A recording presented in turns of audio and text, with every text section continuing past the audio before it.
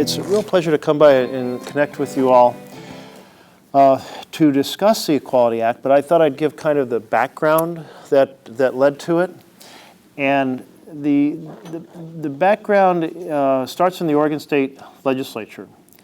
And when I joined the legislature, it was 1999, and previous to that, we'd had a series of initiatives in Oregon by a group called Oregon Citizens Alliance.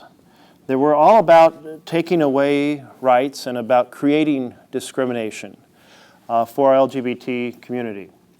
And my goal was to advance equality.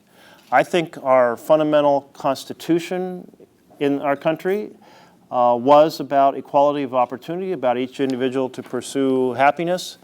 And you can't do that if you're discriminated against. Now, our Constitution was imperfect. It had embedded in it all kinds of discrimination. Discrimination against women, against Native Americans, against African Americans, and so forth. But over time, we have been advancing to kind of capture the spirit behind that initial vision. But it's been a journey of step by step. When I was born, it was 1956. And 1956 in the Deep South, you would have still have had the Jim Crow system. You would not have yet had the 1964 Civil Rights Act. You would not have had most of the lunch counter protests that began in the late 50s or the marches that continued into the 60s. You wouldn't have had Martin Luther King having yet spoken on the mall and so forth. So in my lifetime, we've seen a big advance. But when I came to the state legislature, the legislature had a majority in control of it on both the House and Senate sides, so in Salem, that was not interested in equality. And in 2003, I was very frustrated with our state government. The way I saw it is we had and I'll just say it shouldn't be this way, but it was a Republican majority in the House and Senate that was not interested in advancing opportunity and equality. We had a Democratic governor, Governor Kitzhaber, but he could only sign bills that were delivered to him by the legislature. And there were a whole host of issues that I felt we were losing out on in terms of jobs and opportunity. So I talked to my wife, Mary, and I said, you know, we have a citizen legislature. I have a full-time job as well, serving as a legislator. And either I should maybe not run for election again, so I could just concentrate on my work with the World Affairs Council of Oregon and our children, who were very small at that time. Or maybe I should quit my paid job with the World Affairs Council and try to do something about that paralysis in Salem. And Mary's response really changed my life. She said, whichever you'd like to do, I'm with you. I'll back you up. And so the next day I quit my job at the World Affairs Council. And I didn't know what I was going to do exactly. I wasn't in leadership of the Oregon House. I just felt I'd have to find an opportunity, and maybe it would be working on a ballot measure. But shortly thereafter, the Democratic leader decided to step down, and I decided to run for that leadership position, even though I hadn't been part of leadership. And it was kind of a shock to me that I won that election within the caucus. And I set about an intensive two-election cycle effort to put in place a very different majority in the Oregon House. And I said before a group, if we can get a majority, we being the Democrats, we are going to pass full rights for our LGBT community, and we are going to pass civil unions. And lo and behold, by one vote, 31 House seats to 29 House seats, we succeeded in getting the majority. And then various folks said, well, that's such an ambitious agenda, you can't do that. You've been in the minority for 16 years, now you're in the majority, you're going to scare everyone. And I said to folks, well, you know what, we're going to do it in the Oregon House. The governor will have to decide what he wants to do, and the Senate will have to decide what it wants to do, but I said we're going to do this, and we're going to do it. And we did. Now, we had at that time in our Constitution a definition of marriage that meant that we could not do the word marriage. We could do domestic partnerships or civil unions that were in law the parallel of rights, but we could not use the word marriage. And that was true until the courts threw that out quite recently. And then after the courts threw it out here in Oregon, then of course we won the marriage right nationally not long thereafter. So during that battle, it was very interesting because it was very hostile and very emotional. In other words, people, as we drove, I remember driving into the underground parking in the Capitol and having people kind of rap on my windshield and hold placards in front of my windshield and yell and scream at me and say what a terrible person I was. But I felt like a very good person. I thought this is the right thing, not just in terms of our constitutional vision of fairness of opportunity and equality, but the right thing in terms of just fundamental human rights. And so we succeeded in those two efforts, and that was in the year 2007.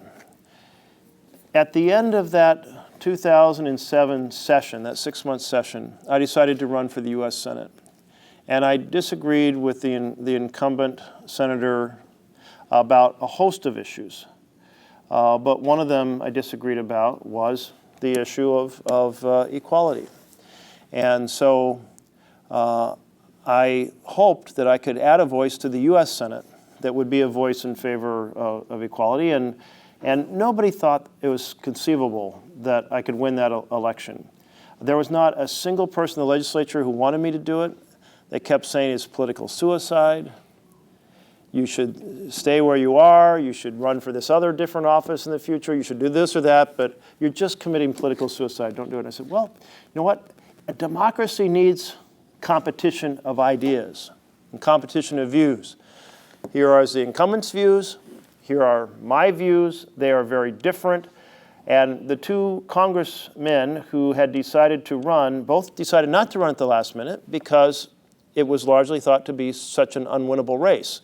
So it meant that there wasn't going to be that contest of ideas unless somebody else stepped in with a vigorous campaign. So I decided to do that. And in one of those, you know, once you get into the arena, anything can happen. You never know what's going to happen. And in this case, the tide turned in a favorable direction. Then Senator Obama was running.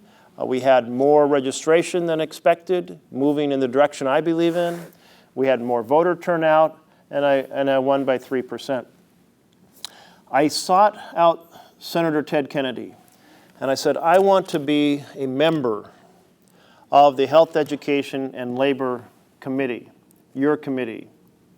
And he said he'd get back to me, and it was a couple weeks later I had a voicemail on my phone from Ted Kennedy saying, it's so great to have you. I'm going to have you on the committee. You know, welcome to the committee. It's the best committee in the Senate.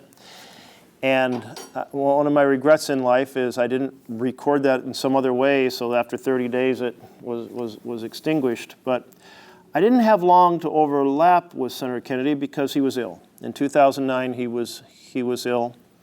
And he was starting to look, along with his team, for individuals in the Senate who would be the champions of things he'd held near and dear to his heart. And one of the things he'd held near and dear to his heart was the Employment Non-Discrimination Act. He had introduced it in 1994. It had been voted on in 1996. It had lost by 1 vote because back then, not that long ago, the Senate did not require a supermajority. Even on controversial legislation, it was very rare. And so you only needed 50 votes, and they had 49. And the opposition didn't have 51, they had 50. There was a missing senator. Senator Pryor was visiting his son in the hospital who had bone cancer. Now, his son then became Senator Pryor, and I served with Senator Mark Pryor in the Senate. But had the father been there that day for that vote, it would have been 50-50, and Vice President Gore, the President of the Senate under the Constitution, would have broken the tie, and it would have been 51-50, and it would have passed. This shows you that there are windows of opportunity, and if you don't seize them, it might be a long time before that window of opportunity comes again. So in 2009, this bill had never again been voted on the floor of the Senate from 1996 through 2009. And then I got a call from the team, the health education team, Ted Kennedy's team, and they said, Senator Kennedy is very ill. He's finding champions for his major projects, and he wants you to lead the Employment Non-Discrimination Act. And I can tell you, as a freshman senator, that was an incredible honor and a huge responsibility. And I started to go to work on this. I agreed to do it, but I first clarified I will agree to champion this, to carry this organizing effort, only if it's completely agreed among all the parties that we're not going to run a wedge down the middle. We're not going to leave behind our transsexual community. We didn't leave them behind in Oregon, and I'm not going to be part of leaving them behind in the U.S. Senate. And that was agreed. So I undertook it. We progressed from advocacy to hearings, because now we're in a setting where we need 60 votes, not 50 plus a vice president. We need 60, much tougher to acquire. And the parties have become more polarized, and so that's added to the difficulty. But finally, in 2013, we were able to get that bill to the floor of the Senate, and I felt it was time to force people to take a vote. We had 40-plus folks who said, yes, they're with us, but we didn't have 60. And there were a lot of people who didn't want to take a position. They wanted to duck the issue as long as they possibly could. They figured it was controversy back home in a way that would possibly win friends here and opponents here, and they just preferred to not face it. So I said the only way that we are going to allow the citizens to engage with their senators is to force the senators to take a position. And so that's what we did. Once it got on the floor, I was very nervous, because you don't want to lose. And I knew we didn't have 60 votes yet. And so it was a very intense effort, and in the end, we did get the 60 votes. We got several Republicans to join us. And that was exhilarating, that the Senate would take a stand in employment against discrimination. Because if folks believe that it's wrong to discriminate in the workplace, don't they also believe it's wrong to discriminate in the theater, or in the restaurant, or in financial mortgages, or in jury selection? In other words, while we focused on employment, it set the vision of ending discrimination across the broad set of issues that were covered in the 1964 Civil Rights Act. Unfortunately, the House of Representatives refused to have a floor debate on this bill. The House of Representatives was led by the other party, the Republican Party, which was not willing to do this. We felt that we had the votes in the House of Representatives, but to win the vote, it has to be held, and the leadership of the House refused to do so. So I went to work pushing the administration on a parallel track to end discrimination by U.S. government contractors, employment discrimination. I'd pushed it before the vote, I pushed it after the vote, and after about a year passed, the administration said, okay, we've given the House a fair time to address the bill. It's clear they're not going to, and now we will make it the law that government contractors cannot discriminate. The wonderful thing about this is in all the states where they had not had a state legislature that had wrestled with establishing fairness in employment, it meant that suddenly there were government contractors of all kinds. There's 24,000 government contractors scattered through our 50 states, and virtually every state, no matter how conservative, has major contractors who are either military contractors or who knows what else. They make all kinds of products for the U.S. government. Well, they all had to end discrimination. So that was a real victory. So then we got together, and I say we, the community that was fighting for equality, and we said, what are we going to do next? Are we going to go back to trying to repass the employment non-discrimination, or are we going to simply make it broader bill? And we decided it was time to talk differently about this. It was time not to talk about chipping away here or there. It was time to simply say our LGBT community deserves the same fundamental laws against discrimination that are enjoyed by Americans in regard to gender and ethnicity and race. And that's the 1964 Civil Rights Act. And so the bill that I wrote is about utilizing the 1964 Civil Rights Act as a foundation and placing non-discrimination measures directly in. It benefits, therefore, by the whole lengthy court adjudication that has occurred over issues that are embedded in the 64 Civil Rights Act. And we kicked off the bill last year. It was quite exciting to kick it off. We had 40 senators who signed up as original co-sponsors, which we couldn't have envisioned a few years ago. And we were in the Lyndon B. Johnson room of the Capitol. And that room looks out at the Supreme Court. And so on the wall is a picture of Majority Leader Johnson, who then became President Johnson, who was deeply involved in the 64 Civil Rights Act.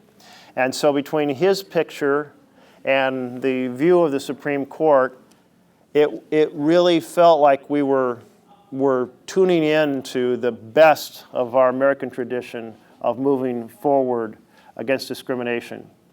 And standing with me there before this huge, so I walk into this room, and the room is smaller than this room. You can, it's, if there was a square inside this room, it might be about the same size, but there's this bank of cameras straight across the entire room from the left edge to the right edge. And then we have a group of advocates, several of whom are going to speak. And standing beside me was John Lewis, who was a champion of the civil rights movement. It was John Lewis was beaten up on Bloody Tuesday, Bloody Sunday, on going over the Edmund Pettus Bridge out of Selma, Alabama. And he has been a powerful figure for equality. And I thought, how is it that Jeff Merkley, the son of a mechanic, state legislator, speaker from Oregon, is suddenly kicking off this major battle for equality? But now you know how it happened, as I've described it. It's a fight I've always believed in, and that I was willing to lead others in, and events lined up in that fashion. Now, we haven't passed this bill. I don't think that my Republican majority colleagues are going to hold a hearing on the bill. I don't think they're going to allow it to be considered as amendment on the floor of the Senate. So what are we doing in the meantime? We are building a stronger coalition. We are recruiting companies to endorse it. We are recruiting organizations to endorse it.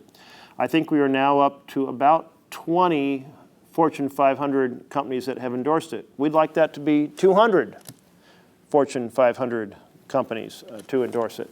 And we're going to work with our Republican colleagues who want to be part of this. And then finally, I got my first Republican here last week. And so Mark Kirk of Illinois, who had been a partner with me on the Employment Non-Discrimination Act, and who I almost had on the day we launched this bill, it was this close, and his staff kind of pulled him away from it, which sometimes you think the staff kind of runs the Senate rather than the senators running the Senate. But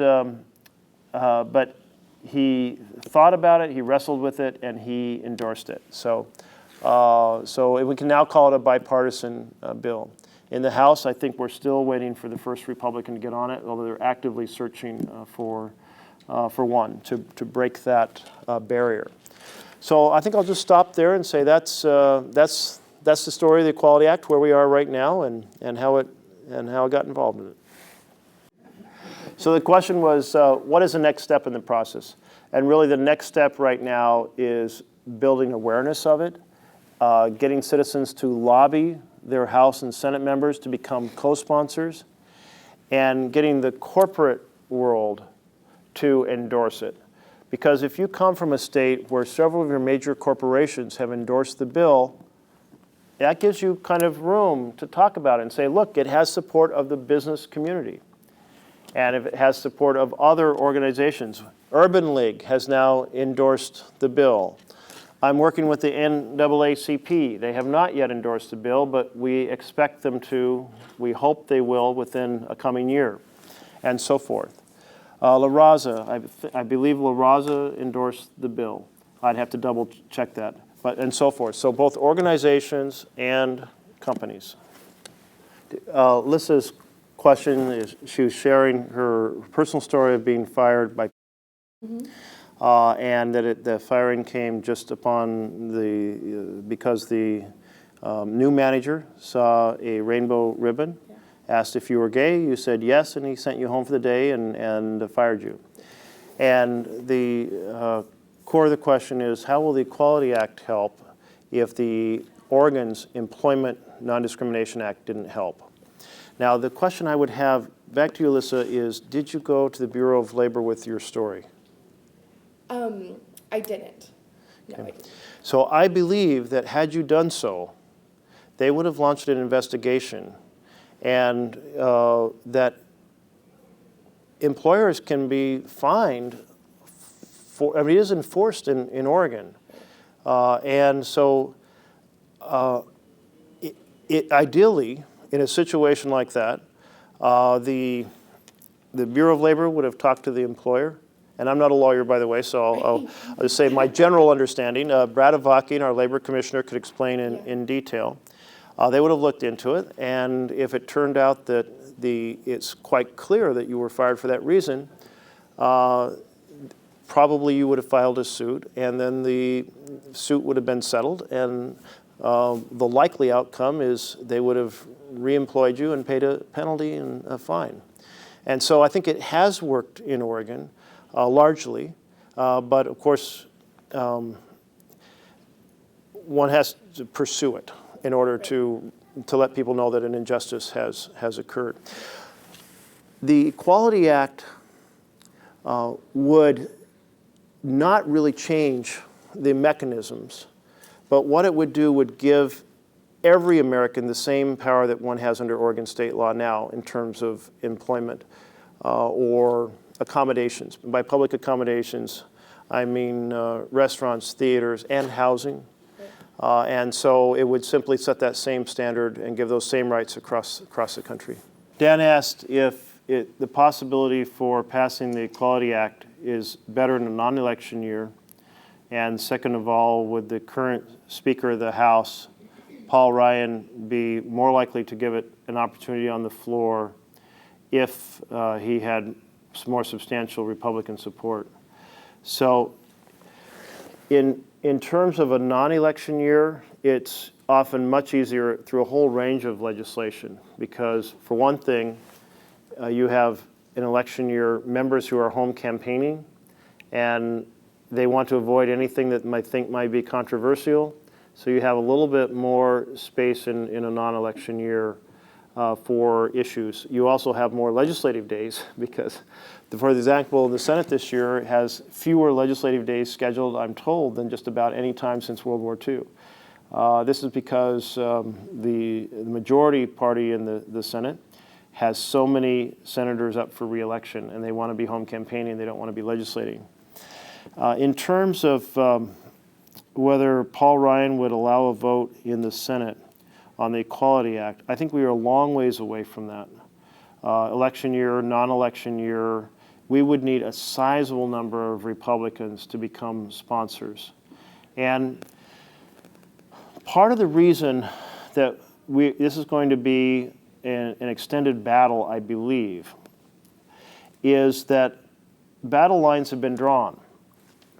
For example, someone came to my town hall and they referenced the case of the Gresham wedding cake maker and said, shouldn't that wedding cake maker be able to decide who well, it's a couple, so it's a he and she, who he and she want to serve based on their precepts of what type of wedding they consider legitimate.